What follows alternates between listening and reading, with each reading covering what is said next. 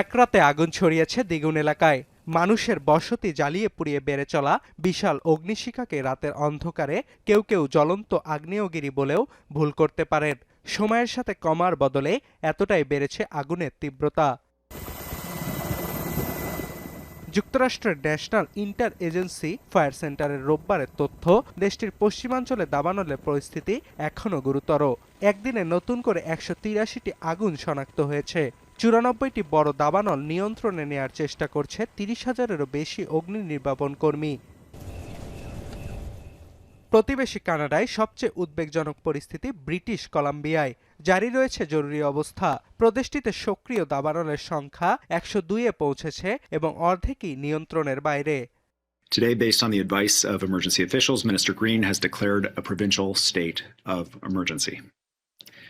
With this new fast-moving wildfire and the large-scale evacuation that took place overnight. দ্রুত ছড়িয়ে পড়া bolt range দাবানলে এরই মধ্যে পুড়ে ছাই ২৫,০০০ একরেরও বেশি এলাকা।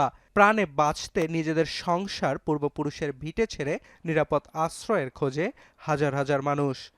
We are facing an intense and harrowing situation in the Summerland area, and it is so difficult to be evacuated and not know when you will be able to return, not know what you'll be returning to, whether your home and your community will still be there.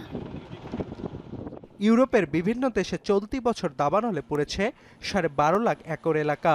এখনও ঝুঁকিতে যুক্তরাজ্য ও Balkan দেশগুলো সহ মহাদেশটির দক্ষিণ ও পশ্চিমাঞ্চল। আলবেনিয়ার ক্রুজায় ৩টি helicopter দিয়ে পানি ফেলে এবং ২০০ কর্মীর বিরামহীন চেষ্টায় আগুন নিয়ন্ত্রণে আসে। ভিটামিন ই ও সি সিরাম ৮টি প্রাকৃতিক অয়েল সমৃদ্ধ লিলি সিরাম অয়েল, যা চুল পড়া কমায় মাত্র ৩০ দিনে। অন্যদিকে ফ্রান্সের দক্ষিণে আর প্রতিবেশী স্পেনে ফের বেড়েছে আগুনের তীব্রতা।